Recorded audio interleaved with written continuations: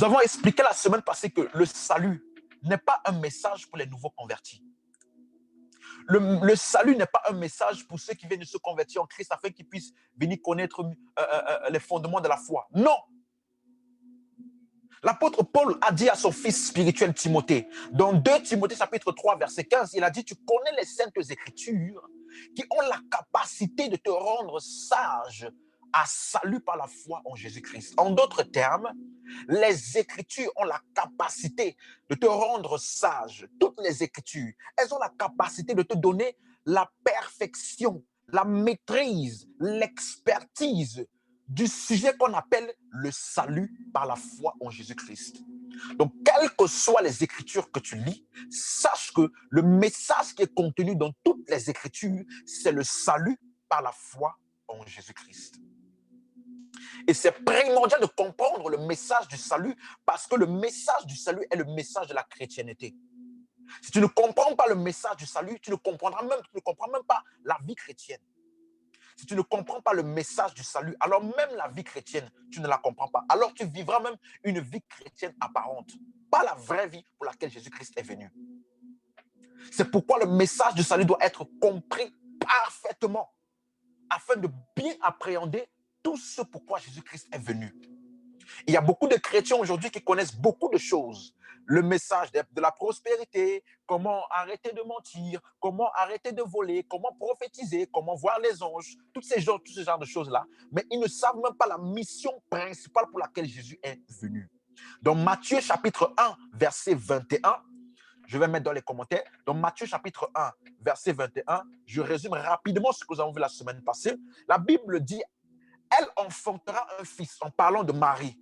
L'ange a apparu à Joseph pour dire que ne rejette pas Marie.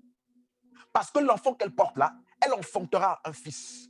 Et cet enfant qu'elle enfantera, tu lui donneras le nom de Jésus. Pourquoi il s'appellera Jésus? Parce que c'est lui qui sauvera son peuple de ses péchés. Donc, premièrement, Jésus-Christ est venu pour sauver. Mais il n'est pas venu sauver simplement pour sauver. Non, il est venu sauver dans un domaine particulier qu'on appelle le péché. Donc, le message du salut est en rapport avec le péché. Le message du salut, ce n'est pas la prospérité, bien que Dieu prospère les gens. Le message de l'évangile, ce n'est pas la guérison. Ce n'est pas la motivation. Non. Le message du salut qui est l'évangile est le message du salut de Jésus-Christ, du salut pourvu par Jésus-Christ. Et j'ai expliqué que salut veut dire, le mot salut veut dire secourir, délivrer de quelque chose et placer dans un lieu sûr. Le salut, ce n'est pas juste délivrer du péché, non. Le salut, c'est délivrer du péché et positionner dans un lieu dans lequel il n'y a pas le péché. Positionner dans un lieu où l'agresseur ou le kidnappeur dans lequel nous étions oppressés avant, il ne peut plus nous atteindre. Il ne peut plus nous oppresser ni nous dominer. Pourquoi? Parce que le Sauveur a accompli une œuvre parfaite. Il nous a délivrés de l'oppresseur qui est le péché et nous a positionnés dans un endroit dans lequel il n'y a pas le péché, dans lequel le péché ne peut pas nous dominer. Alléluia. Et j'ai expliqué que la seule chose que Adam a fait comme péché, ce n'était pas le mensonge, ni l'idolâtrie, ni je ne sais pas quoi d'autre. C'était l'incrédulité. Il a refusé l'arbre de vie qui représentait Jésus-Christ et a choisi la désobéissance ou alors la loi du péché qui amène la mort. Alléluia. Aujourd'hui, je vais expliquer le véritable salut et les 3 conjugaisons du salut, s'il te plaît. Si tu es occupé, si tu es quelque part où il y a beaucoup de choses à faire, arrête ce que tu fais. Je t'en supplie. Si tu comprends le message de ce soir, je te garantis que tu vas vivre une autre dimension avec Dieu. Tu vas vivre une vie chrétienne fructueuse. Parce que la compréhension du message du salut amène l'efficacité de la vie chrétienne. Alléluia. Dans Romains chapitre 1, verset 16. Romains chapitre 1, verset 16. Il dit ceci.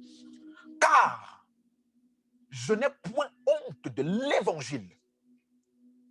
Note bien ce terme-là, l'évangile. Je n'ai point honte de l'évangile. C'est la puissance de Dieu pour le salut de quiconque croit.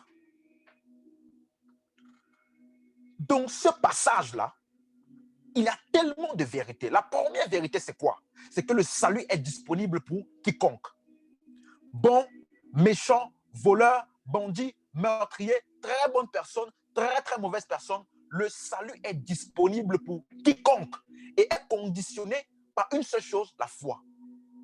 Le salut est disponible et reçu lorsque tu crois. Uniquement par la foi. Il n'y a aucune œuvre là.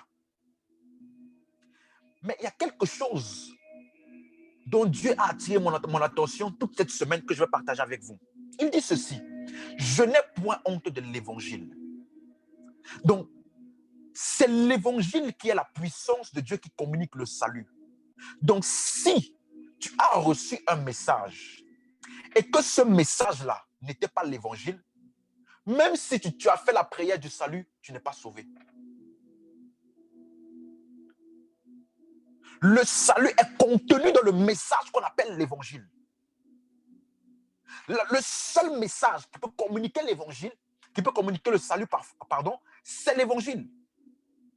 Si le message que tu as écouté au début de ta foi chrétienne, ce n'était pas l'évangile, alors tu n'as pas reçu le salut. Tu as reçu beaucoup d'autres choses peut-être. Tu as reçu une bonne prière, tu t'es senti bien, tu as eu de bonnes émotions à ce moment-là, mais ce que tu as reçu là, ce n'était pas l'évangile. Il y a un homme qu'on appelle Corneille. Et ça, ce Corneille-là, il est comme beaucoup de chrétiens aujourd'hui. La Bible dit dans Actes des Apôtres, chapitre 10, versets 1 et 2, s'il te plaît, suis-moi très bien. Très, très, très bien. Ce message d'aujourd'hui peut être vital. Je dis bien vital pour quelqu'un. Dans Actes des Apôtres, chapitre 10, versets 1 à 2, il dit, il y avait à Césarée un homme qu'on appelle Corneille. Centenier dans la cohorte dite italienne. Cet homme était pieux. Premièrement, il était quoi? Pieux. Il craignait Dieu. Deux. Il craignait Dieu. Un homme pieux, c'est un homme qui a un bon caractère. Il a une bonne moralité. Il essaye de faire le bien autour de lui. Il essaye de se détourner des choses qui ne font pas du bien. Ça, c'est ce qu'on appelle un homme pieux. Deuxièmement, il craignait Dieu.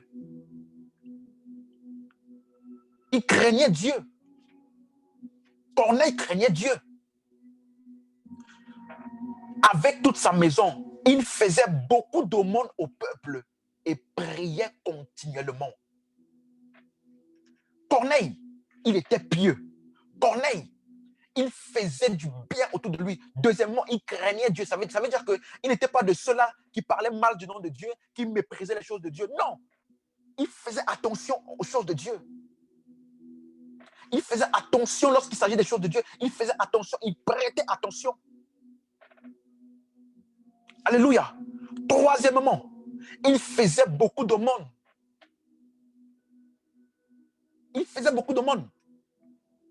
C'est-à-dire qu'il allait dans les métros, quand il voyait des SDF, il donnait à manger. Les personnes qui avaient besoin chaque fois que quelqu'un avait besoin de lui, besoin d'aide, il aidait.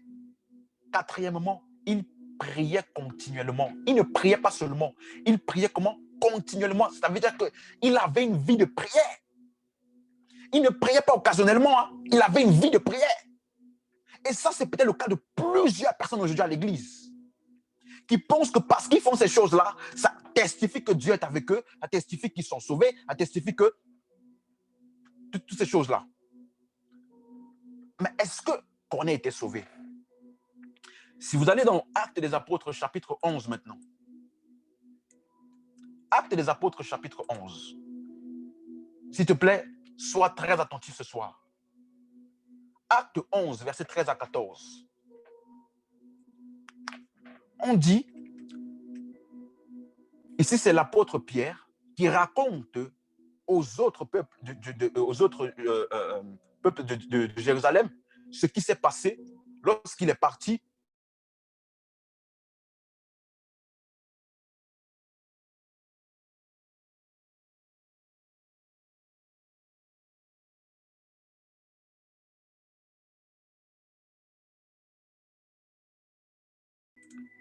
donc dans Actes des Apôtres, chapitre 11, versets 13 à 14. OK. Il dit ceci, cet homme nous raconta comment il avait vu dans sa maison l'ange se présentant à lui et disant, envoie à Jopé et fais venir Simon, surnommé Pierre, qui te dira des choses par lesquelles tu seras sauvé, toi et ta maison. Écoutez-moi. Il y a des choses précises qu'on doit te dire par lesquelles tu dois être sauvé. Peu importe tes bonnes actions. Il priait, il craignait Dieu, il faisait beaucoup de monde et il était pieux. Malgré ça, il n'était pas sauvé. Pourquoi? Parce qu'il y a des paroles précises qu'on doit te dire afin que tu sois sauvé. Tant que tu n'as pas écouté ces paroles et que tu n'as pas cru en ces paroles-là, tu n'es pas sauvé. Même si tu pries, même si tu es une bonne personne, même si tu fais les aumônes, même si tu crains Dieu, même si tu pries continuellement. Alléluia. Il dit, il te dira des paroles précises, des choses par lesquelles tu seras sauvé. Donc, il y a des choses qu'on doit te dire. Ce n'est pas tout type de message qui sauve. Ce n'est pas tout type de message qui sauve. C'est pourquoi dans l'église aujourd'hui, il y a beaucoup de faux chrétiens, des faux convertis. Parce que ce qu'ils ont écouté au moment de leur conversion n'était pas l'évangile. Voilà pourquoi dans l'église, il y a beaucoup de choses qui n'ont rien à voir. Suis-moi très bien. Allons donc voir quelles sont ces choses-là que Pierre lui a dites afin qu'il soit sauvé. Actes des Apôtres, chapitre 10. On revient dans Acte 10 pour voir qu'est-ce que Pierre lui a dit. Acte 10, versets 38 à 44. Acte 10, versets 38 à 44. Est-ce qu'on me suit toujours très bien? Amen. Amen. OK. Acte 10, versets 38 à 44. Il dit, vous savez comment Dieu, là je suis en train de vous donner la prédication de Pierre à Corneille et toute sa maison. Les paroles précises qu'il lui a dites afin qu'il soit sauvé.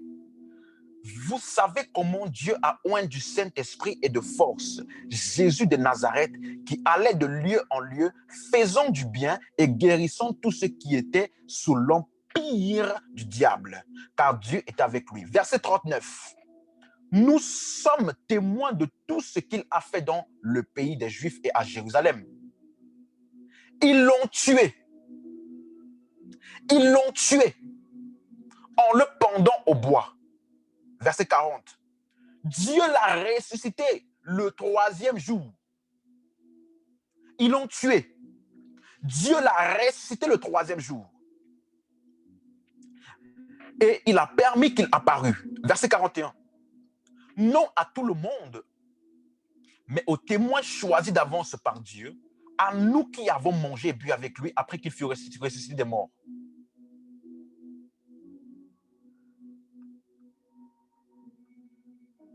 Ok, ressuscité des morts. Ok. Je vais envoyer le verset à tout le monde parce que... Ok, voilà. Donc, je suis au verset 42. Et Jésus nous a ordonné de prêcher au peuple et d'attester que c'est lui qui a été établi par Dieu, juge des vivants et des morts. Troisième chose, voilà ce qu'il devait prêcher. Tous les prophètes rendent de lui le témoignage que quiconque croit en lui reçoit par son nom le pardon des péchés. Quel est le message que Pierre a prêché? Ils l'ont tué, la mort de Jésus. Dieu l'a ressuscité d'entre les morts. La mort et la résurrection de Jésus-Christ. Quel est le lien avec nous? Il dit que c'est lui que Dieu a établi comme juge des vivants et des morts. Donc Jésus-Christ est le juge des vivants et des morts. C'est lui, par lui, là qu'on décide qui ira au ciel, qui n'ira pas au ciel, qui va en enfer, qui dit, voilà. Et ce jugement-là, quel est ce jugement que Jésus a? Verset 43. Tous les prophètes rendent de lui le témoignage que quiconque croit en lui reçoit le pardon des péchés. Le jugement de Dieu, c'est quoi? Ce n'est pas un acte final, un acte futur, non. C'est est-ce que tu as cru? Le jour où tu crois, tu as la vie éternelle, tu es sauvé et tu reçois le pardon des péchés. Le pardon des péchés, ce n'est pas une prière. Non. C'est ce que tu reçois le jour où tu as reçu l'évangile. Voilà pourquoi Jésus-Christ a ôté les péchés du monde entier. Le jour où tu reçois l'évangile, tu reçois le pardon des péchés éternellement. Voilà l'évangile. On voit clairement, c'est le message de la mort et de la résurrection de Jésus, afin que quiconque croit en cette œuvre-là est sauvé. L'apôtre Paul, il détaille ça d'une autre manière. Dans 1 Corinthiens chapitre 15, verset 1 à 4. 1 Corinthiens 15, verset 1 à 4. Regardez ce que l'apôtre Paul dit. Il dit ceci. Je vous rappelle, frères, l'évangile que je vous ai annoncé et que vous avez reçu, ou alors en lequel vous avez cru. Parce qu'on reçoit par la foi. En lequel vous avez quoi? Reçu. Et dans lequel vous persévérez. Dans votre version, c'est peut-être écrit dans lequel vous avez persévéré. Mais dans la traduction originale grecque, c'est écrit dans lequel vous persévérez. En d'autres termes, l'évangile qui t'a été annoncé, dans lequel tu as cru, c'est dans le même évangile que tu dois persévérer. Est-ce qu'on me suit toujours? Et par lequel vous êtes en train d'être sauvés. Il dit dans lequel vous persévérez et par lequel vous êtes en train d'être sauvés. Là, je vais pas m'attarder dessus parce que je vais expliquer ça tout à l'heure lorsque je vais parler des 3 conjugaisons du salut. Verset 3. Je vous ai enseigné avant tout, comme je l'avais reçu, que Christ est mort pour nos péchés selon les Écritures. Donc, quand il dit comme je l'avais reçu là, il ne parle pas d'une réception particulière ou bien de... Non, il parle comme il a reçu. Quand il a reçu là, c'est où? Dans les Écritures. Alléluia. Il dit, Christ est mort. Christ n'est pas juste mort. Il est mort pour nos péchés. En d'autres termes, sa mort là, ce n'était pas sa mort pour lui. C'était une mort à cause de nous. Nous tous, nous étions voués à la mort à cause du péché. Il est mort de notre mort. Selon les Écritures, qu'il a été enseveli et qu'il est ressuscité le 3e jour. Alléluia. Voilà le message de l'Évangile, de la mort et la résurrection de Jésus-Christ. Si le message que tu as reçu, quand tu dis avoir été sauvé, ça ne parlait pas de la mort et de la résurrection de Jésus-Christ pour tes péchés, et que par ce sacrifice-là, tu as la vie et tu as le droit à recevoir la vie éternelle. Si ce n'est pas ça le message, le salut que tu as reçu là n'était pas le bon. N'était pas le bon.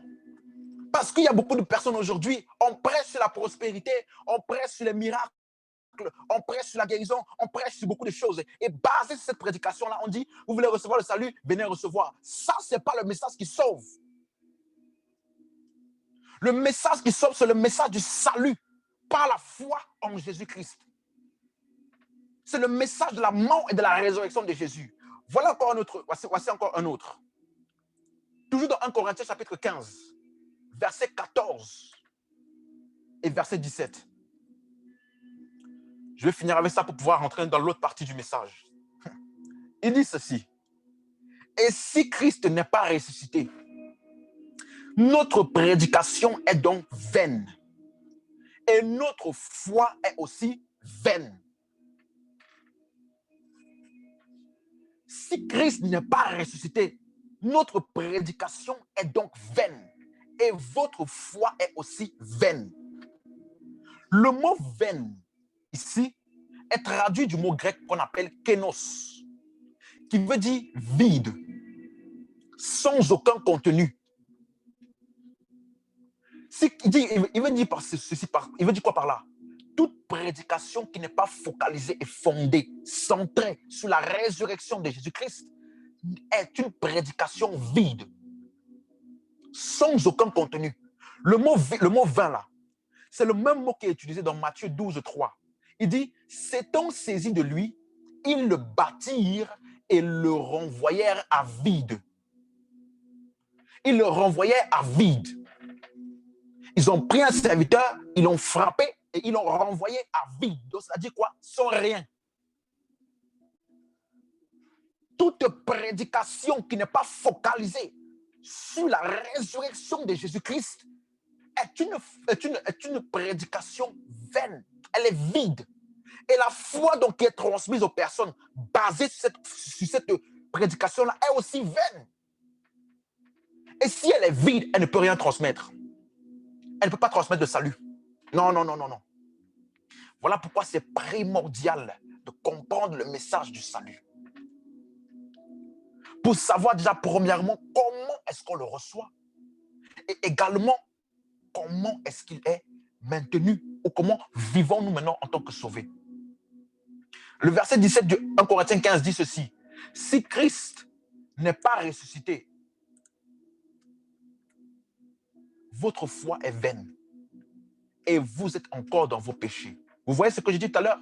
Le message du salut, toute l'œuvre accomplie de Jésus est en rapport avec le péché. Si Jésus-Christ n'était pas ressuscité là, frère, toi et moi, nous sommes encore dans nos péchés. Mais s'il est ressuscité et que nous avons cru en lui, on est où? On est où? Est-ce qu'on est encore dans le péché? Non! Il nous a complètement justifiés. Il nous a lavés, purifiés par son œuvre, pas par nos œuvres. Le jour où tu as cru là, tu as reçu le pardon de tes péchés éternellement. En d'autres termes, même si après avoir reçu le salut, tu pêches, toi et ton péché, vous n'êtes plus au même endroit. Parce qu'il est l'agneau de Dieu qui a ôté le péché du monde. Il a pris le péché du monde entier sur lui. Donc, chaque fois que tu pêches, si tu es sauvé, chaque fois que tu pêches, tes péchés-là sont automatiquement transférés sur Jésus. Toi, tout ce qui est sur toi que Dieu voit, c'est la justice. C'est la nouvelle création. C'est l'homme nouveau. Alléluia. C'est pourquoi c'est important de comprendre ce message. Toute prédication qui n'est pas fondée et basée sur la résurrection, ce n'est pas l'évangile. C'est pourquoi c'est donc important, très très important, le message du salut. Si tu me suis toujours, si c'est clair pour toi, donne-moi un amen. Alors quelqu'un peut me dire, oh mais tu sais, il y a un passage qui dit que si tu crois dans ton cœur et tu confesses de ta bouche, alors tu es sauvé. C'est très facile de prendre un verset, couper de son contexte et de déduire des choses. Regardez ce que ce verset dit. Dans Romains chapitre 10, versets 5 à 10. Romains chapitre 10, versets 5 à 10. Il dit, en effet, Moïse définit ainsi la justice qui vient de la loi. Retenez ce terme-là, la justice qui vient de la loi. Parce que dans le verset 6, il dit, voici comment parle la justice qui vient de la foi. Donc, il y a deux types de justice. Il y a la justice qu'on cherche à obtenir au travers de la loi ou alors des actes, des œuvres, des efforts humains. Et il y a la justice qui vient de la foi. La justice qu'on obtient pas par les œuvres, pas parce qu'on est une bonne personne, uniquement parce qu'on a cru. Donc, verset 5, il dit, Moïse définit la justice qui vient de la loi là. L'homme qui mettra en pratique, ou alors l'homme qui fera, l'homme qui produira ces œuvres-là, il vivra par elles. En d'autres termes, Dieu attend, selon la loi, Dieu attend que tu fasses des choses. Si tu obéis, tu es béni. Si tu n'obéis pas, tu es maudit. Si tu pardonnes, Dieu te pardonne. Si tu ne pardonnes pas, Dieu ne te pardonne pas. Si tu t'approches de Dieu, Dieu s'approche de toi. Si tu ne t'approches pas de Dieu, Dieu ne s'approche pas de toi. Ça, c'est la loi. Et tous les chrétiens, les hommes qui essaient d'atteindre la justice par les œuvres, ils sont toujours frustrés et ils n'atteindront jamais. Verset 6. Mais voici comment parle la justice qui vient de la foi. Parce que la justice qui vient de la foi, elle ne fait rien. Elle parle. Elle déclare ce que Jésus-Christ a déjà fait pour elle. Regardez ce qu'elle dit. Elle dit, ne dis pas en ton cœur qui montera au ciel. C'est en faire descendre Christ. Qui montera au ciel. Elle ne parle pas comme ça. Nous ne sommes pas de ceux-là qui disent qui montera au ciel. Parce que dire qu'il montera au ciel, c'est comme si on est en train de dire personne n'est descendu du ciel. C'est comme si on est en train de remettre en question le fait que Jésus-Christ est descendu déjà pour nous. Les chants qui disent, oh, manifeste-toi, descends, agis, descends, il est déjà descendu. Nous ne prions pas, Saint-Esprit, viens dans ma vie, viens dans ma vie. Oh Dieu, viens dans ma vie. Il est déjà venu. Dieu était en Christ, réconciliant le monde avec lui-même. Alléluia. Nous ne disons pas qui atteindra le ciel pour nous. Non, la Bible dit que Jésus-Christ est monté au ciel une fois pour toutes, pour apparaître dans le tabernacle céleste afin de payer le prix pour nos péchés. Point final, une fois pour toutes. Donc nous devons considérer cette œuvre-là. Et là, verset 7, qui descendra dans l'abîme, c'est faire remonter Christ d'entre les morts. Il est en train de dire, les pasteurs ou les personnes qui prêchent aux chrétiens, je dis bien un chrétien, ceux qui ont cru en Seigneur Jésus-Christ, vous allez aller en enfer. Si vous continuez comme ça, vous allez aller en enfer. Si vous continuez comme ça, Dieu va vous punir. Si vous continuez comme ça, Dieu va... Si c'est ce genre de message qu'on prêche aux chrétiens, on est en train de nullifier l'action de Jésus-Christ. Pourquoi? Parce qu'il a déjà payé le prix pour nous. Il est déjà allé en enfer. Et il est sorti de l'enfer. Alléluia. Est-ce qu'on me suit? Est-ce qu'on me suit toujours? Verset 8 maintenant. Qu'est-ce que la justice selon la foi dit donc? Qu'est-ce qu'elle dit? Si elle ne dit pas qu'il montera au ciel pour nous, qui pourra nous aider à atteindre Dieu? Oh, j'aimerais atteindre Dieu. Chaque jour, je prie parce que je vais atteindre Dieu. Ça, c'est ignorance. Qu'est-ce que la justice de la foi? Qu'est-ce qu'elle dit? Verset 8. La parole est près de toi, dans ta bouche et dans ton cœur. Or, c'est la parole de foi que nous prêchons. Si tu confesses de ta bouche le Seigneur Jésus, et si tu crois dans ton cœur que Dieu l'a ressuscité des morts, tu seras sauvé. Donc, ce n'est pas simplement confesser de sa bouche. Non, c'est confesser de sa bouche basé sur le fait que j'ai compris et j'ai cru en l'œuvre de la résurrection de Jésus-Christ. Est-ce qu'on me suit?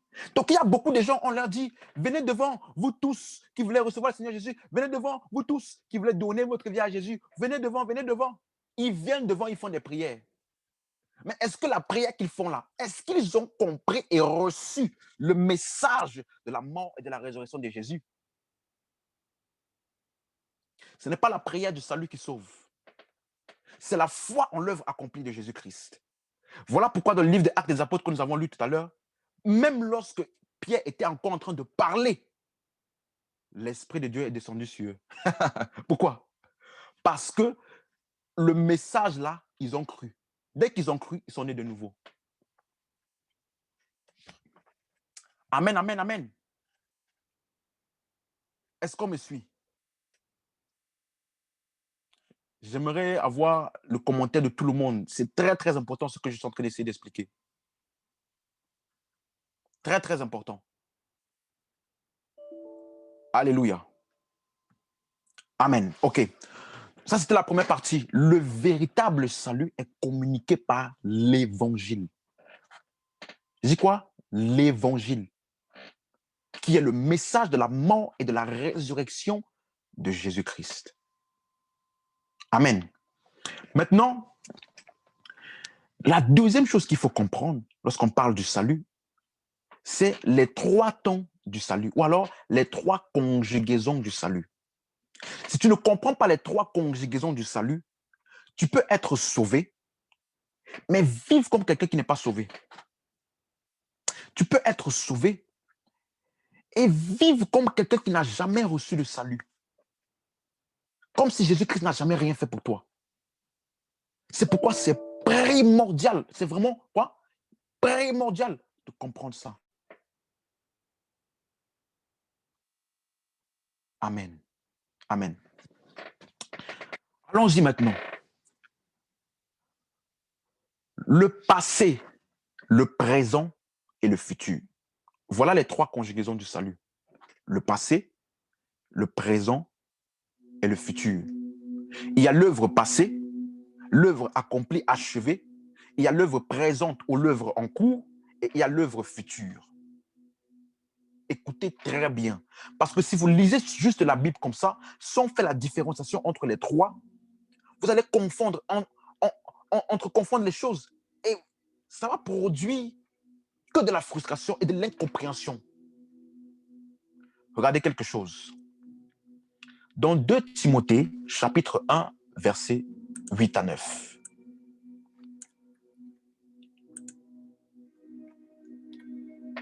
« 2 Timothée, chapitre 1, versets 8 à 9.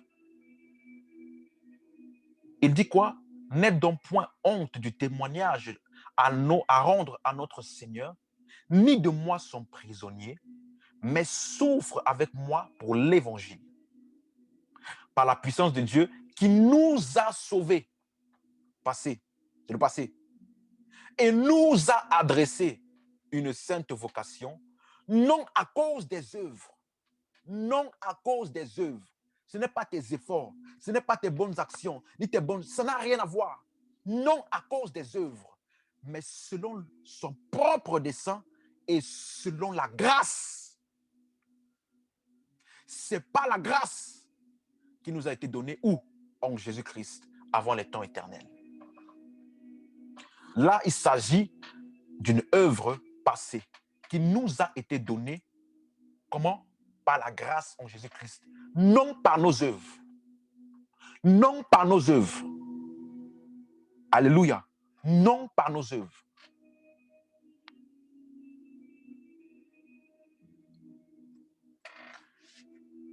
Donc, le passé de l'œuvre du salut est la base, le fondement du salut. L'œuvre présente et l'œuvre future a pour base et fondement l'œuvre passée. Donc, maintenant, là, je vais donner quelques passages rapidement pour que nous voyons un aperçu de l'œuvre passée. Après, je vais rentrer dans l'œuvre présente parce que c'est là que vient souvent toute la confusion dans le milieu chrétien. Et si tu comprends ce que je te dis ce soir-là, je t'assure, hein, je t'assure, il y a beaucoup de choses dont tu n'auras plus de doute. OK? Donc, Hébreux chapitre 7, verset 25. Hébreux 7, verset 25. Il dit, c'est aussi pour cela qu'il peut sauver parfaitement ceux qui s'approchent de Dieu par lui, étant toujours vivants pour intercéder en leur faveur. Jésus-Christ, là, le salut qu'il pourvoit est parfait pour tous ceux qui se sont approchés de Dieu par lui. Jésus a dit, je suis le chemin, la vérité et la vie. Donc, tous ceux qui se sont approchés de Dieu par Jésus-Christ, là, le salut qu'ils ont obtenu est un salut parfait, complet, total, éternel. Pourquoi? Parce que Jésus-Christ lui-même, il est vivant. Il fait intercession pour nous, pour s'assurer que personne ne perde son salut. Donc, laisse-moi te dire, ce n'est pas toi qui maintiens ou garde ton salut. Non, c'est Jésus-Christ. Donc, aucun chrétien qui a reçu le vrai salut, il ne peut pas perdre son salut. Ça n'existe pas. Voilà pourquoi la Bible dit, quiconque croit reçoit quoi? La vie éternelle, pas la vie temporaire. Éternelle. Éphésiens chapitre 2, versets 5 à 8. Éphésiens 2, 5, verset 5 et verset 8. Verset 5. Nous qui étions morts par nos offenses, il nous a rendus à la vie avec Christ. C'est par grâce que vous êtes sauvés. Ça, là encore, on parle de l'œuvre passée. Et l'œuvre passée, ce n'est pas ton œuvre, ce n'est pas mon œuvre, c'est l'œuvre du Sauveur. C'est l'œuvre de Jésus-Christ. Alléluia. Donc il dit, nous étions morts. Et il nous a rendus à la vie. C'est lui qui nous a rendus à la vie. Nous ne nous sommes pas rendus à la vie nous-mêmes. Lui, il nous a rendu à la vie. Voilà pourquoi c'est par grâce que nous sommes sauvés. Œuvre passée. Verset 8. C'est par la grâce que vous êtes sauvés par le moyen de la foi. Cela ne vient pas de vous, c'est le don de Dieu. Œuvre passée. C'est par la grâce que vous êtes sauvés. Et vous avez pris possession de ce qui était dans la grâce, là, qui est le salut, au moyen de la foi. Ce n'est pas ton œuvre, ce n'est pas ta bonne volonté. Non, c'est l'œuvre de Jésus-Christ. Voilà pourquoi c'est une grâce. Alléluia. Romains chapitre 4, verset 25. Et Romains chapitre 5, verset 1. Parce que le verset 25, c'est le dernier verset de Romains 4. Et ça se suit directement dans Romains chapitre 5, verset 1. Il dit ceci. Lequel, en parlant de Jésus-Christ, a été livré pour nos offenses. Vous voyez, ce que Jésus-Christ a fait là, c'était pour nous. Hein. Lui-même, il n'avait pas besoin. Il est venu pour mourir de notre mort, pour nos offenses. Et il est ressuscité pour notre justification. Personne n'a été justifié par ses propres œuvres. C'est la mort et la résurrection de Jésus qui nous justifie. Voilà pourquoi maintenant, Romains chapitre 5, verset 1, qui est la suite. Est-on donc justifié par la foi? Donc Jésus-Christ a fait son œuvre de sa mort pour le péché et sa résurrection pour la justification. Ça là, il a fait ça pour le monde entier. Mais maintenant, ça va prendre effet dans la vie de ceux qui ont cru. Voilà pourquoi il dit, est-on donc justifié par la foi? La foi en quoi? La foi en l'œuvre que Jésus-Christ a fait, qui est quoi? La mort pour nos offenses et la résurrection pour notre justification. Donc, tu es justifié pas par tes œuvres. Même si hier tu as péché, si tu as cru au Seigneur Jésus-Christ, il te dit, tu es juste devant Dieu. Ce n'est pas tes œuvres qui te justifient. Il dit, étant justifié par la foi, nous avons la paix avec Dieu. Il n'y a rien que tu puisses faire qui peut empêcher Dieu d'être en paix avec toi. Parce que ce n'était pas basé sur tes œuvres. On a lu tout à l'heure, lorsque nous étions encore pécheurs, ennemis, c'est là que Jésus-Christ est mort pour nous. Étant justifié par la foi, nous avons la paix avec Dieu. Par notre Seigneur Jésus-Christ. Pas par nos œuvres. Nous avons la paix par le Seigneur Jésus-Christ. Amen. Deux derniers passages. Jean 5, 24. Je suis en train de parler de l'œuvre passée. Je suis en train de parler de l'œuvre passée, de l'œuvre accomplie qui a déjà été faite. En vérité, je vous le dis, celui qui écoute ma parole et qui croit à celui qui m'a envoyé, celui-là a la vie éternelle. Hey! Et ne vient point en jugement, mais il est passé de la mort à la vie. Waouh! Celui qui croit, il a la vie. Il ne vient point en jugement. Il n'y a pas de jugement pour celui qui est en Christ. Il n'y a pas de jugement. Il n'y a pas de passage devant Dieu où Dieu va dire, toi là, bon, tu es en Christ, mais tu as fait beaucoup de mauvaises actions. Donc laisse-moi, je vais voir si le sacrifice de Jésus est assez fort pour tous tes péchés. Non. Le jour où tu as cru là, tu as échappé au jugement. Tu es passé de la mort à la vie. Alléluia. Tu es passé de la mort à la vie et tu ne viens point en jugement. Basé sur l'œuvre passée, l'œuvre accomplie de Jésus-Christ. L'œuvre accomplie, achevée de Jésus-Christ est la base, le fondement du salut. Dernier passage, Romains chapitre 8, verset 1. Il n'y a donc maintenant aucune condamnation pour ceux qui sont en Jésus-Christ. Il n'y a aucune condamnation pour ceux qui sont en Jésus-Christ. Et ceux qui sont en Jésus-Christ sont ceux qui ont cru en l'évangile de Jésus-Christ. Il n'a pas dit il n'y a point de condamnation pour ceux qui ont évité le péché. Il n'a pas dit il n'y a point de condamnation pour ceux qui s'efforcent de faire de bonnes actions. Non. On parle ici de l'œuvre achevée de Christ. Et le salut, on a vu, la justification, la non-condamnation, l'échappatoire du jugement, toutes ces choses-là, nous avons déjà, pas basées sur nos œuvres, mais basées sur l'œuvre accomplie de Jésus-Christ.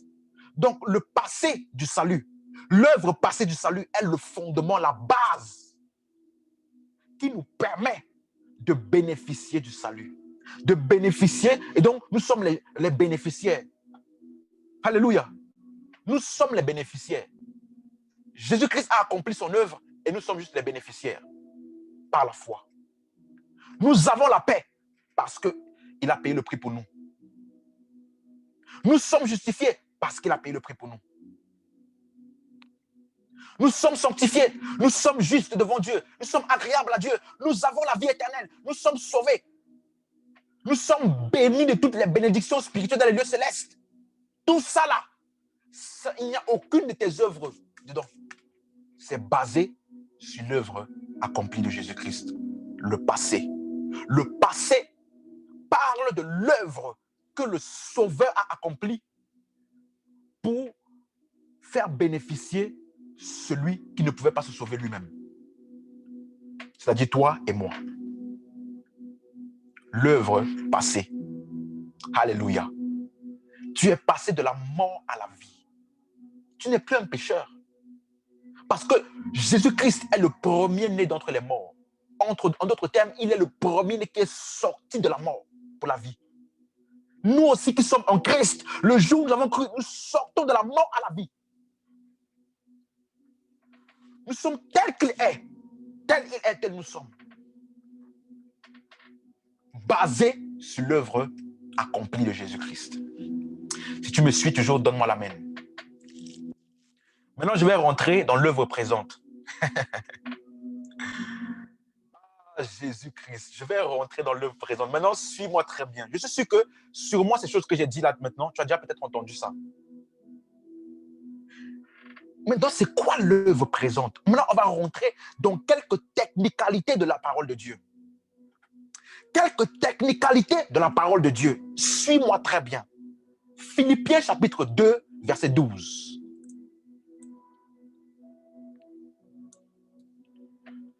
Ça, c'est les passages qu'on utilise souvent pour troubler quelques chrétiens. Mais quand tu as la compréhension de l'évangile, tu n'es jamais troublé. Jamais. Mais quand je dis jamais, jamais. Philippiens 2, verset 12 à 13. Ainsi, mes bien-aimés, comme vous avez toujours obéi, travaillez à votre salut. Avec crainte et tremblement, non seulement en ma présence, mais bien plus encore maintenant que je suis absent. Travaillez à votre salut. Et un prédicateur peut prendre ça pour dire, vous les chrétiens, travaillez à votre salut. Vous ne savez pas quand Jésus-Christ viendra. Ça peut vous surprendre comme un voleur. Si le jour où Jésus-Christ revient là, ou bien que tu meurs, tu étais dans le péché, tu vas aller en enfer. Tu dois travailler à ton salut pour maintenir ton salut. Voilà le message que plusieurs prédicateurs prêchent aujourd'hui pour effrayer les chrétiens. Ou d'autres disent, ah non, tu sais, tu peux être sauvé, hein, mais tu ne seras pas enlevé. Ah non, moi, je ne veux pas parler de ça maintenant. Ça, c'est dans l'œuvre future. Suis-moi. Ah. Travaillez à votre salut. De quoi parle-t-il quand il dit travailler à votre salut? Verset 13. La Bible est un livre contextuel. On ne peut pas prendre un verset hors de son contexte pour déduire des choses que la Bible ne dit pas. Parce que l'auteur, lorsqu'il disait ce qu'il disait là, il avait une pensée, il voulait transmettre quelque chose. Et pour comprendre ce que l'auteur voulait dire, il faut lire le contexte. Verset 13. Car c'est Dieu qui produit en vous le vouloir et le faire selon son bon plaisir. En d'autres termes, le jour où tu as reçu Christ en toi, tu as reçu le salut en toi, la vie éternelle en toi, cette vie éternelle commence maintenant à affecter ton vouloir et à affecter tes actions. Il parle ici de la maturité spirituelle qui est ce que tu as reçu en Christ là, cela commence à t'affecter et à se manifester à l'extérieur. C'est Dieu qui produit en vous le vouloir et le faire selon son bon plaisir. En d'autres termes, parce que tu es sauvé là, tu peux maintenant produire des bonnes actions. Ce n'est pas les bonnes actions qui t'ont sauvé, non. Parce que tu es sauvé et que tu as la nature de Dieu en toi, tu peux maintenant agir comme Dieu. C'est comme si je disais, je suis un humain, alors je peux marcher avec mes deux pieds. Je suis un humain, voilà pourquoi je peux marcher avec mes deux pieds. Mais marcher avec deux pieds, ce n'est pas ça qui fait de moi un humain. Il y a des chiens qui peuvent marcher avec deux pieds. Il y a des singes qui peuvent marcher avec deux pieds. Mais ça ne fait pas d'eux des humains. Et si je suis un humain et je marche à quatre pattes comme un enfant, cela ne veut pas dire que je suis un animal. Il ne faut pas mélanger les choses. J'ai reçu le salut. Et donc, comme j'ai reçu le salut, je peux produire des œuvres de justice. Comme j'ai reçu la justice de Dieu, je suis juste, j'ai la nature de justice, alors je peux produire des œuvres de justice. C'est injuste de demander à un païen d'arrêter de pécher. Comme plusieurs personnes disent, arrête de pécher, convertis-toi afin de recevoir Christ. Ça, ce n'est pas l'évangile. Parce que s'il pouvait se convertir et changer de vie par lui-même, il n'aurait pas besoin de Christ. On vient justement pour recevoir Christ parce qu'on est une mauvaise personne et qu'on ne peut pas se sauver nous-mêmes. Ici, il parle de l'œuvre du salut en toi pour te permettre de produire des œuvres. Ça, c'est la maturité spirituelle. Lorsque la vie éternelle qui est en toi commence à affecter tes émotions, à affecter ta manière de penser, à affecter tes attitudes, là, on dit, tu grandis spirituellement. Tu manifestes le Christ qui est en toi. Alléluia. Philippiens chapitre 1, verset 19. J'espère qu'on me suit très bien. J'espère qu'on me suit très bien. Philippiens chapitre 1, verset 19. Car je sais que cela tournera à mon salut. Grâce à vos prières et à l'assistance de l'Esprit de Jésus-Christ. Il dit par vos prières là et l'assistance de l'Esprit de l'Esprit de Jésus-Christ, ça va tourner à mon salut. De quoi parlait-il? Ici, le mot salut fait référence au terme de délivrance contre les mauvaises situations. Regardez un passage pour vous expliquer de quoi il parlait clairement. Dans 2 Thessaloniciens, chapitre 3, versets 1 à 2.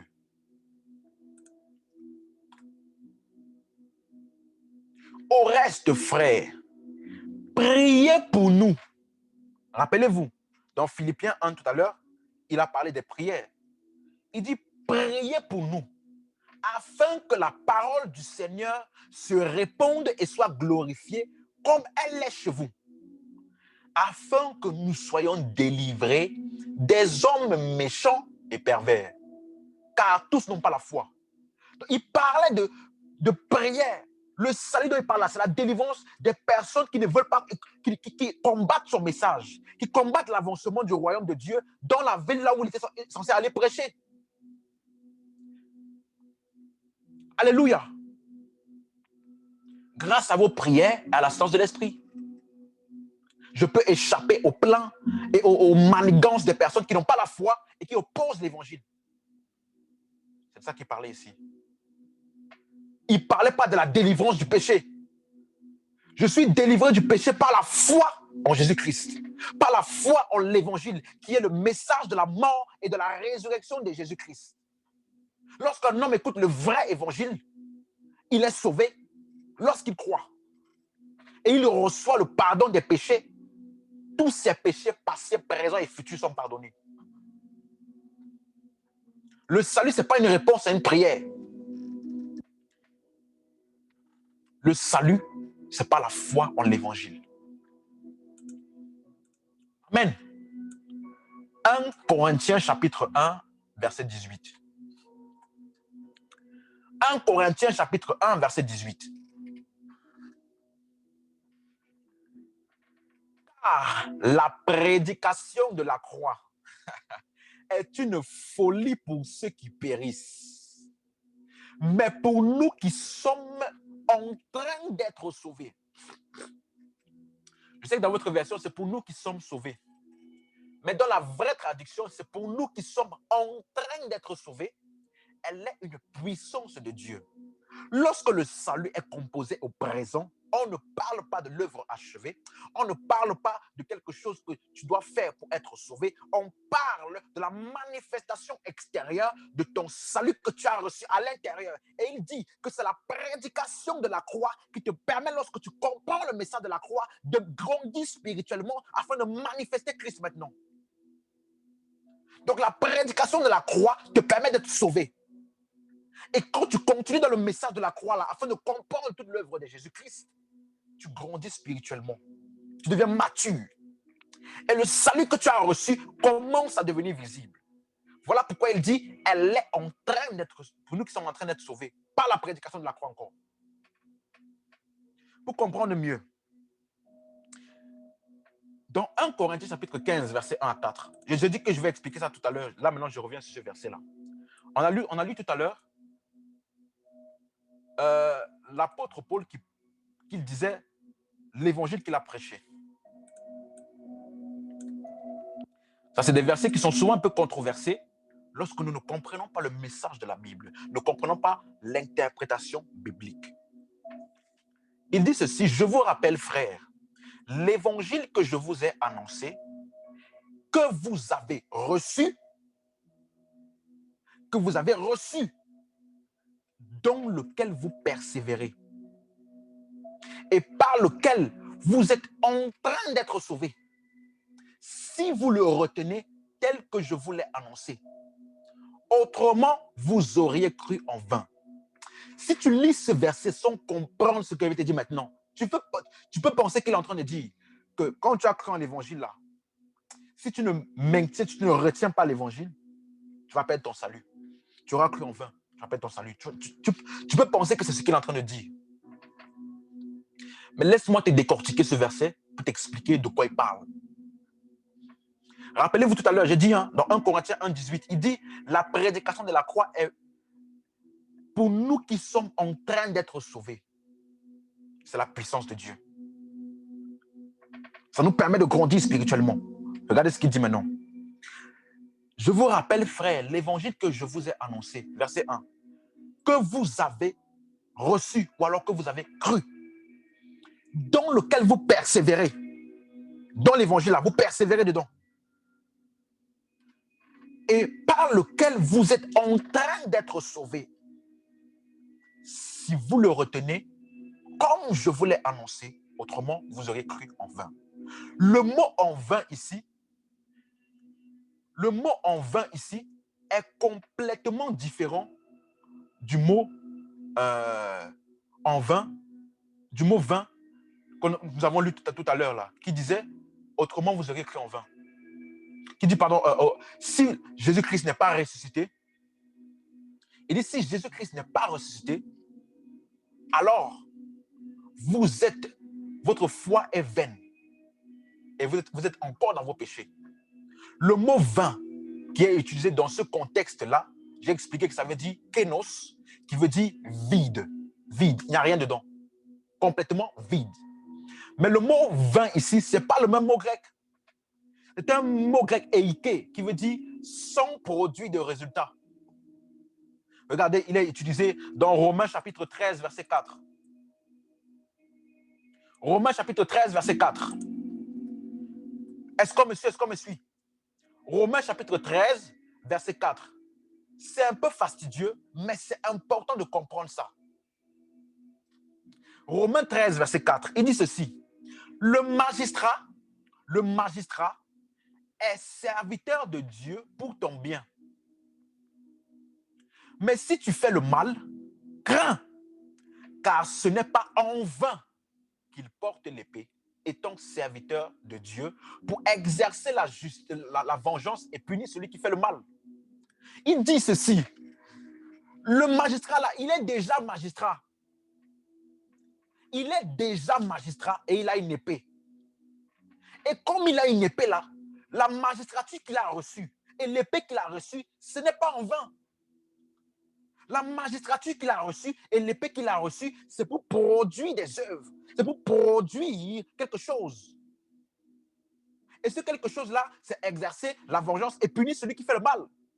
En d'autres termes, comme il est magistrat, alors il a l'autorité et la puissance pour juger. Ce n'est pas le fait qu'il exerce là qu'il a rendu magistrat. Non. C'est parce qu'il est magistrat, alors, comme il n'a pas reçu la magistrature en vain, alors ça produit un résultat. Est-ce qu'on me suit? Est-ce que vous me suivez la nuance?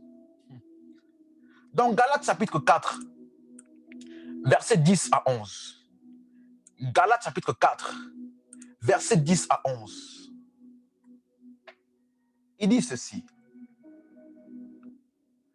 Vous observez les jours, les mois, les temps, les années. Je crains d'avoir inutilement travaillé pour vous. Le mot inutilement, c'est le même mot grec pour en vain. Il est en train de dire que le travail que j'ai fait pour vous, c'est-à-dire que lorsque je vous ai prêché l'évangile et que vous avez cru, normalement, les résultats qu'on doit attendre, c'est que vous viviez la liberté en Christ. Mais vous vivez encore comme des personnes qui sont sous la loi. Vous observez des jours, vous observez les mois, vous observez le sabbat, vous observez les temps, les années. En d'autres termes, le salut que vous avez reçu là ne produit pas encore les résultats. Donc ici, lorsqu'il dit que nous sommes l'évangile dans lequel nous sommes en train d'être sauvés, si nous le retenons tel que je vous l'ai annoncé, il est en train de dire, autrement vous auriez cru en vain, il est en train de dire, le salut que vous avez reçu là, la foi que vous avez manifestée en l'évangile et qui vous a permis d'avoir le salut, si vous ne persévérez pas et ne retenez pas le message de l'évangile tel que je vous l'ai donné, vous n'allez pas grandir spirituellement. Et ça ne va produire aucun résultat. Ne voyez-vous pas des chrétiens qui sont là aujourd'hui, qui essayent par des bonnes œuvres, qui essayent d'être justes par la foi, d'être justes par les bonnes œuvres, qui essayent d'atteindre Dieu alors qu'ils ont déjà atteint Dieu en Christ. Ils opèrent encore par la loi alors qu'ils sont en Christ. Il est en train de dire, il faut garder le message du salut. Il faut garder le message de l'évangile, le retenir tel qu'il est, parce que c'est en gardant ce message tel qu'il est. N'ajoutez pas dessus la loi. Voilà pourquoi il a dit aux Galates, qui vous a arrêté? Vous avez commencé par l'esprit. Les miracles sont produits chez vous par la prédication de la foi. Vous avez reçu l'esprit par la prédication de la foi. Et maintenant, vous voulez continuer par la loi, par les œuvres de la loi. Qui vous a ensorcelé? Qui vous a envoûté? Voilà ce que l'apôtre Paul a dit aux Galates. Pourquoi? Parce qu'il constatait que les résultats du salut qu'ils avaient reçus n'étaient pas corrects. En d'autres termes, ils n'ont pas retenu l'évangile. Ils ont commencé à ajouter leurs propres œuvres dedans. Amen. Alléluia. Romains chapitre 5, verset 10. Je vais terminer dans quelques instants. Romains chapitre 5, verset 10. Il dit, car si, lorsque nous étions ennemis, nous avons été réconciliés avec Dieu par la mort de son Fils. Nous avons été réconciliés avec Dieu par la mort de Jésus. Nous étions encore des ennemis. Quelqu'un m'a dit cette semaine, nous devons aider Dieu pour obtenir le salut. Quand tu parles comme ça, tu es un ignorant. Il faut venir t'asseoir quand on t'enseigne la parole. Jésus-Christ a fait son œuvre. Il nous a réconciliés avec lui lorsque nous étions encore ennemis. Nous étions encore rebelles à sa parole, rebelles à lui. C'est à ce moment-là qu'il est mort pour nous et qu'il nous a réconciliés avec lui. On n'a rien fait pour contribuer au salut. On n'a rien fait, rien. Alléluia. Et il dit maintenant, à plus forte raison, étant réconciliés, basés sur l'œuvre achevée, serons-nous sauvés par sa vie? Il est en train de dire ceci. Hey! Il y a donc une œuvre de salut en cours, une œuvre présente en cours en toi, par la vie de Dieu éternel que tu as reçue en toi, parce que tu es réconcilié avec Dieu.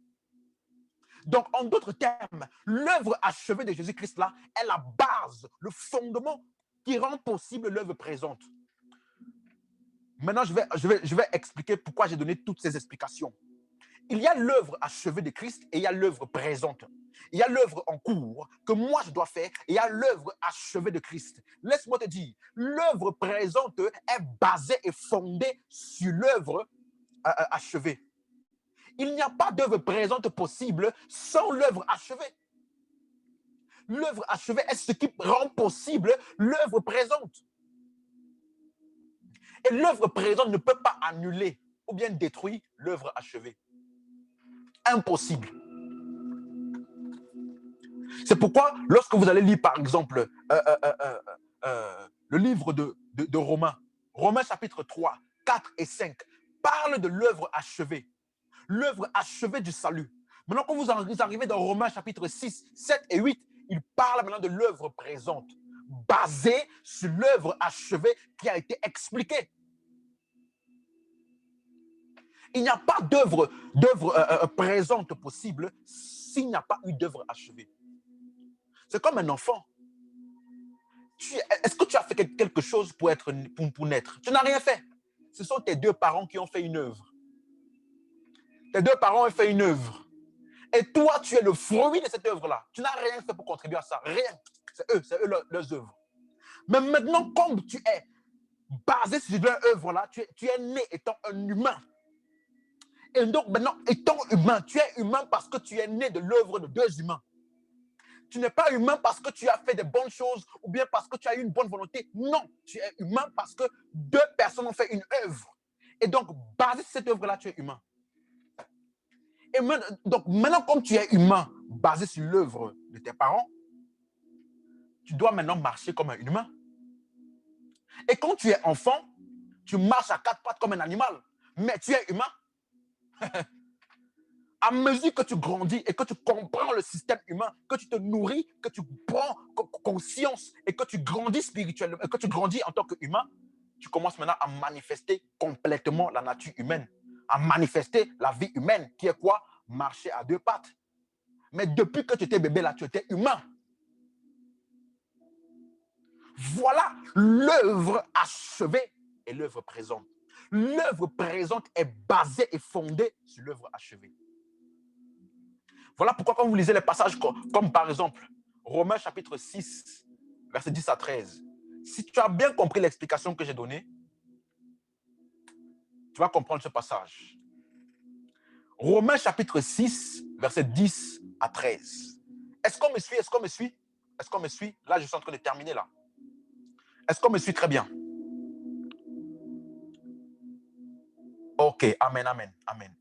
C'est important que, écoute-moi, si tu as reçu le salut en Jésus-Christ, c'est fini. Tu ne peux plus perdre. Si quelqu'un te dit, arrête de faire ceci, arrête de faire cela, si tu continues comme ça, tu vas aller en enfer. Si te dit ça, la justice qui parle de la foi, là, elle ne dit pas qu'il descendra dans l'abîme. Parce qu'en disant ça, elle est en train de nullifier le fait que Jésus-Christ est descendu de l'abîme et qu'il est sorti des morts. On échappe à l'enfer, pas par nos œuvres. On échappe à l'enfer uniquement par l'œuvre de Jésus-Christ. C'est pourquoi la Bible dit, celui qui croit est sauvé, ou alors n'est point jugé. Et celui qui ne croit pas est déjà jugé, parce qu'il n'a pas cru. Pas parce qu'il a péché, pas parce qu'il a fait je ne sais pas quoi d'autre. Aucun péché ne peut t'amener en enfer. Aucun péché. Romains 6, verset 10 à 13, on va comprendre mieux. Verset 10, il dit ceci. Car il est mort, et c'est pour le péché qu'il est mort une fois pour toutes. Il est revenu à la vie, et c'est pour Dieu qu'il vit. Là, on parle de l'œuvre passée de Jésus-Christ, de l'œuvre achevée de Jésus-Christ. Et donc, cette œuvre achevée, basée sur cela, verset 11 maintenant, Ainsi, le mot ainsi veut dire basé sur ce qui a été dit précédemment là. Sur la base, le fondement de ça, vous-même, regardez-vous comme mort au péché et comme vivant pour Dieu en Jésus-Christ. Il est en train de dire ceci. Lorsque Jésus-Christ est mort, toi, tu es mort avec lui. Lorsque Jésus-Christ est ressuscité, tu es ressuscité avec lui. Voilà pourquoi tu es né de nouveau, tu es né de la mort. Mais si tu ne prends pas conscience de ça, si on ne t'explique pas ça, tu peux vivre encore à continuer de pécher. Tu peux être mort au péché, mais continuer de pécher. Pour vaincre ou alors pour dominer, marcher dans ta nature de justice, il faut que tu te regardes comme mort au péché et vivant pour Dieu. Ça, c'est l'œuvre présente. Jésus-Christ, il a ôté le péché de ma vie. Il m'a délivré du péché. Il m'a donné la nature de Dieu. Je dois donc considérer cela. Considérer cette œuvre-là. Si Jésus-Christ est mort au péché, moi aussi je suis mort au péché. Donc si le péché me sollicite, je n'ai aucune réponse à lui donner. Pourquoi? Parce que je suis mort au péché. Il est impossible de dominer sur le péché si on n'est pas en Christ. Parce qu'il a dit, si Christ n'est pas ressuscité, vous êtes encore dans vos péchés. Donc tous ceux qui n'ont pas cru en la résurrection de Jésus-Christ là, ils sont encore dans le péché. Ils sont comme Corneille. Ils font des bonnes actions, mais c'est des pécheurs. Ils font des bonnes attitudes, mais c'est des pécheurs. Verset 12. Verset 12. Que le péché ne règne donc parle de basé sur l'œuvre achevée. Que le péché ne règne donc point dans votre corps mortel. N'obéissez pas à ses convoitises. Pourquoi je suis capable de ne pas obéir? Parce que je suis mort au péché. Pourquoi? Parce qu'il est mort pour moi et par sa mort, je suis mort au péché. Basé sur ça, je ne laisse plus le péché dominer dans mon corps mortel. Mais ça là, que je laisse le péché dominer dans mon corps mortel ou pas, ça n'annule pas le fait que je suis sauvé en Christ. Parce que mon salut est déterminé par l'œuvre de Christ, l'œuvre achevée. L'œuvre achevée me permet l'œuvre présente me permet simplement de dominer sur la terre, de manifester le salut là, afin que tous les hommes sur la terre voient et témoignent que je suis en Christ. L'œuvre présente me permet de manifester à l'extérieur ce que j'ai reçu à l'intérieur. C'est à moi de ne pas laisser le péché dominer sur moi. À mesure que je comprends l'évangile, que j'écoute les enseignements et que je grandis spirituellement, je prends la conscience, je commence à me voir tel que je suis en réalité, c'est-à-dire mort au péché et vivant pour Dieu. Chaque fois que le péché me sollicite, je suis mort à ça. C'est pourquoi l'apôtre Paul, dans tout l'épître de Corinthiens, où il y avait la débauche, le désordre, il ne leur a pas dit, vous irez en enfer. Non! Il a dit, ne savez-vous pas que votre corps est le temple du Saint-Esprit? Donc, ils étaient morts au péché. Jésus-Christ avait pris le péché. Ils étaient séparés du péché, mais ils continuaient de pécher. Pourquoi? Parce qu'ils étaient ignorants de qui ils sont. Voilà pourquoi Paul l'a dit, je vous rappelle, ne savez-vous pas? Donc, tu peux être mort au péché, mais continuer de pécher par ignorance. Est-ce que tu peux me donner un bon amen? Donc, que je laisse le péché dominer sur mon corps mortel ou pas, ne détermine pas mon salut. Mon salut est déterminé par l'œuvre de Jésus-Christ. L'œuvre de Jésus-Christ. Et basé donc sur cette œuvre-là, je domine sur le péché parce que j'ai compris cette œuvre achevée. Alléluia. Donc, c'est à moi de ne pas laisser le péché dominer sur mon corps. Parce que justement, Jésus-Christ m'a délivré du péché et que je ne suis plus sous l'emprise du péché. Alléluia. Le péché, l'œuvre présente là, ce n'est pas ça qui va m'amener au ciel ou en enfer. Pas du tout. C'est l'œuvre achevée de Jésus-Christ, l'œuvre passée. Mais l'œuvre présente me permet de vivre, d'expérimenter, de manifester le salut, de manifester la vie éternelle, de manifester le caractère et la puissance de Dieu sur la terre. Donc, dominer sur le péché, là, c'est une caractéristique de la vie éternelle, parce que nous avons la nature de Dieu. Mais si tu laisses encore le péché dominer sur ton corps, c'est par ignorance. Comme un enfant qui marche à quatre pattes. Il marche à quatre pattes, mais ça ne fait pas de lui un animal. Parce qu'il n'a pas encore assez grandi. Alléluia. Et donc, le péché ne peut pas t'envoyer en enfer. Mais le péché peut te faire vivre l'enfer sur terre. Si tu es un voleur, tu passes ton temps à voler, à mentir, on peut t'attraper, on t'envoie en prison. Dieu n'a rien contre toi. Mais tu vas vivre en prison. Si tu meurs, tu vas au ciel. Tu es sauvé. Mais tu vas aller en prison. Tu vas vivre des tourments sur la terre. Tu peux même mourir vite. Pourquoi? Parce que tu ne manifestes pas le salut que tu as reçu en Christ. L'œuvre présente est basée sur l'œuvre achevée. Ce n'est que parce qu'il y a une œuvre achevée que l'œuvre présente est possible.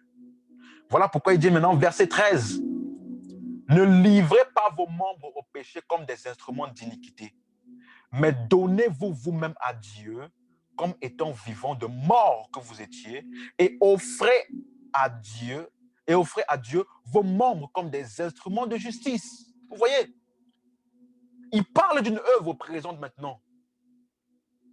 Comme j'ai la nature de justice de Dieu, alors je manifeste la justice dans mon corps. Je fais de mon corps maintenant un instrument de justice. Parce que j'ai été justifié. Ce n'est pas en livrant mon corps que je suis devenu juste. Non. Ce n'est pas en livrant mon corps à Dieu comme un instrument de justice que je deviens juste. Non. C'est parce que je suis déjà juste là. Parce que j'ai la nature de justice, alors je peux manifester des œuvres de justice. L'œuvre présente me permet de manifester la domination sur la terre.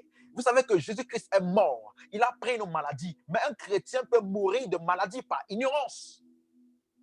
Parce qu'il n'a pas manifesté la vie éternelle qui est en lui.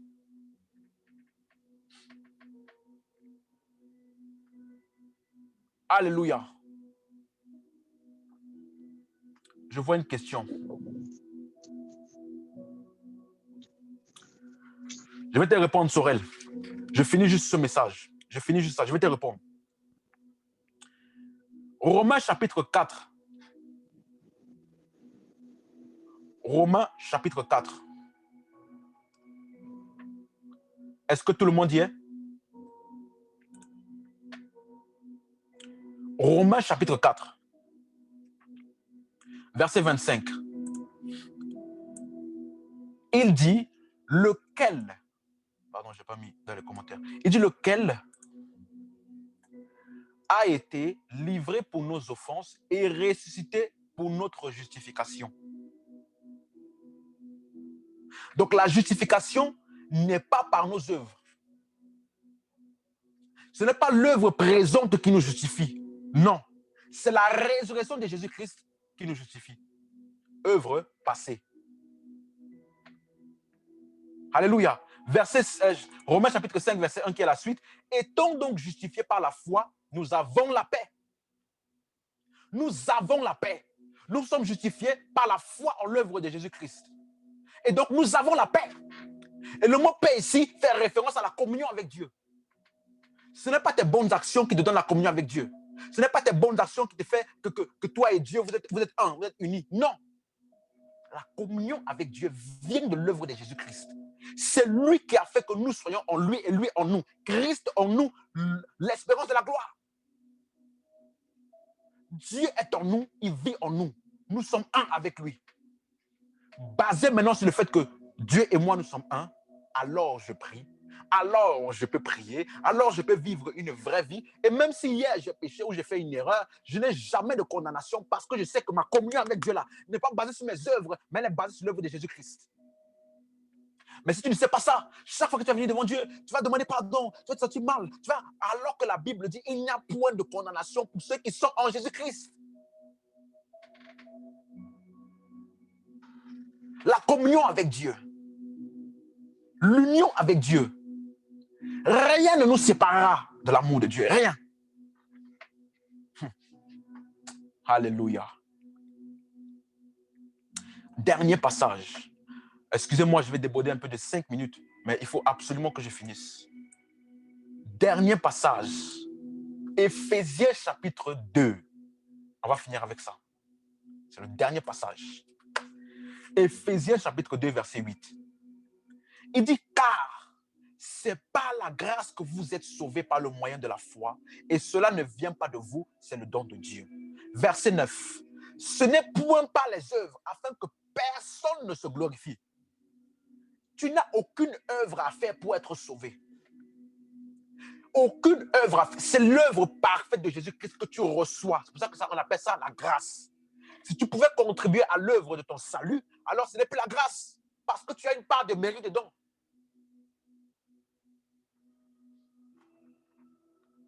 C'est uniquement par la grâce. Mais maintenant, verset 10. Car nous sommes son ouvrage, ayant été créés en Jésus-Christ pour de bonnes œuvres qu'il a préparées d'avance, afin que nous les pratiquions. Basé sur l'œuvre achevée, sur le salut que nous avons reçu par la grâce et sur le fait que nous avons été créés en Jésus-Christ. Est-ce que vous savez ce que ça veut dire être créé en Jésus-Christ? Ça veut dire que le matériel qui a été utilisé pour te créer, toi, la nouvelle création, a été tiré de Jésus-Christ. Donc, tout ce que tu vois en Jésus-Christ là est en toi. C'est pourquoi on dit si quelqu'un est en Christ, tout ce que tu vois en Jésus-Christ, s'il n'est pas malade, s'il n'est pas soumis à la maladie, toi-même tu n'es pas soumis à la maladie. S'il n'est pas soumis au péché, toi-même tu n'es pas soumis au péché. Si la mort n'a pas pu le vaincre, la mort ne peut pas te vaincre. S'il n'a jamais été abattu, tu ne dois pas être abattu. Tout ce qui est en lui est en moi, tel il est, tel je suis.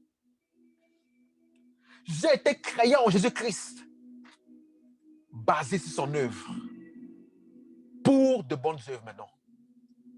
Les bonnes œuvres sont les œuvres que je fais basées sur l'œuvre achevée. Toutes les œuvres que je fais pour essayer de faire ce qu'il a déjà fait, on appelle ça des œuvres mortes.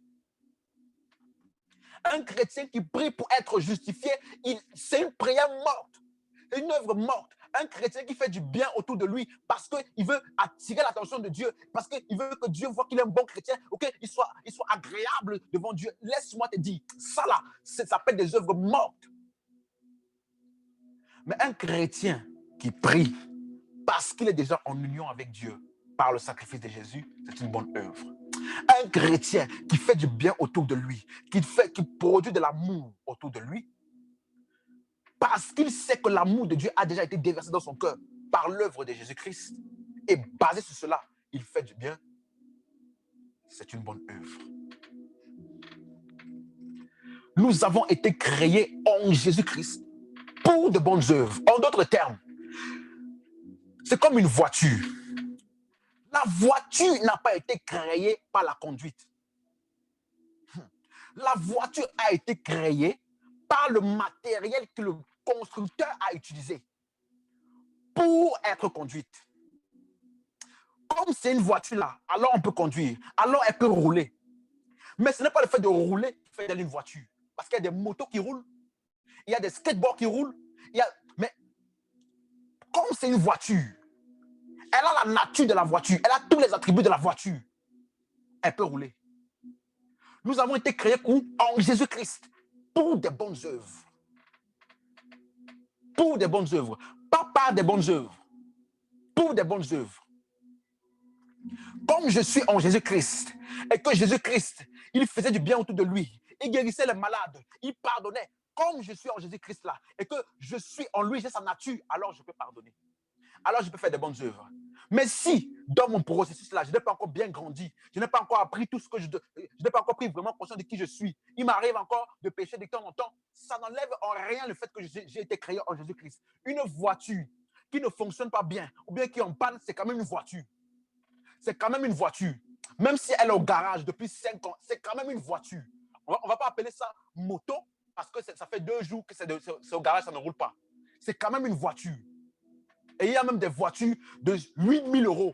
Qu'est-ce que je raconte? Il y a même des voitures de 100 000 euros, 1 million d'euros qui restent dans les garages pendant des années. Tellement ça a de la valeur. Donc, ce n'est pas la conduite ou alors le fait que ça roule qui détermine que c'est une voiture ou pas.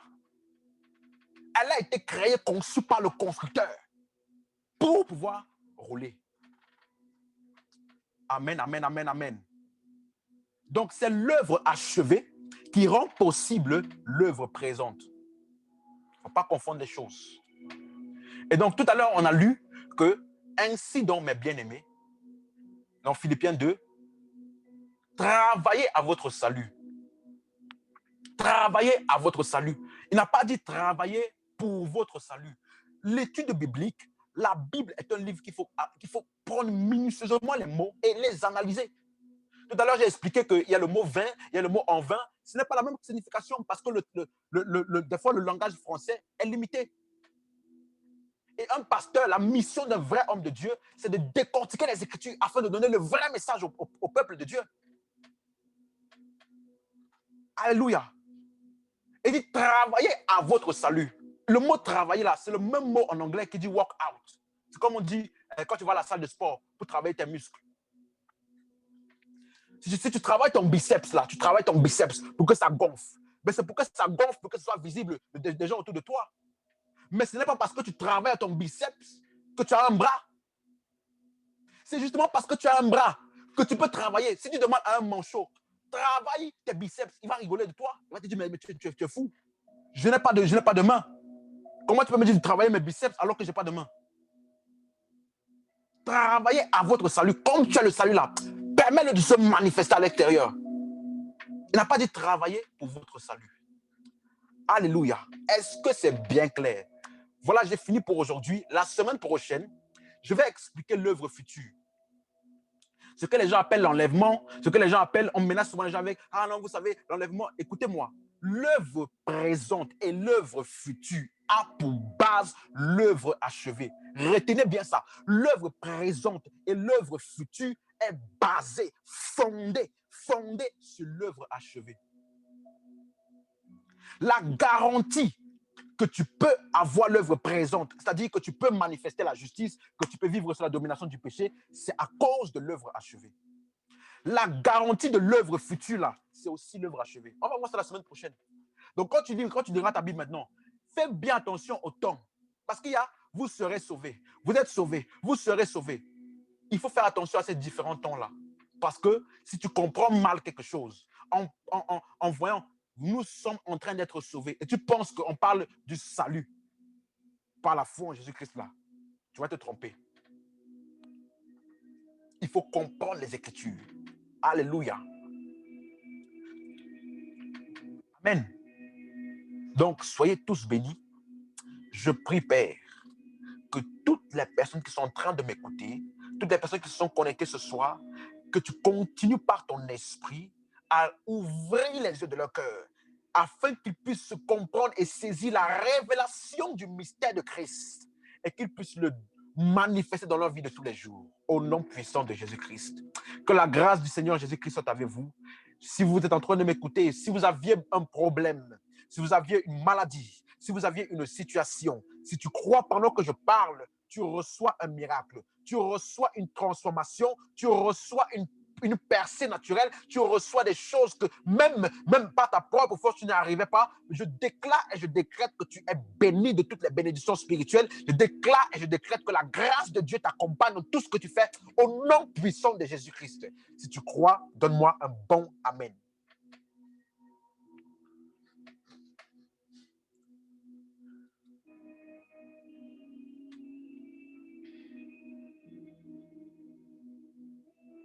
Alléluia. Bon, il y a quelqu'un qui avait une question tout à l'heure.